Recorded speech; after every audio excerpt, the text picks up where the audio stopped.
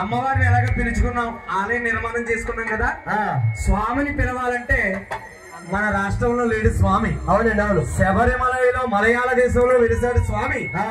పిలిస్తే పరుగు పరుగున రావాలంటే భక్తితో ఆర్తితో రెండు చేతులు జోడించి ఒక్కసారి చప్పట్లు కొడుతూ పిలుద్దామా? చేతులు ఉన్న వాళ్ళందరూ కూడా అయ్యప్ప ఇచ్చాడన్న వాళ్ళందరూ కూడా జోడించారు. స్వామి రావయ్యే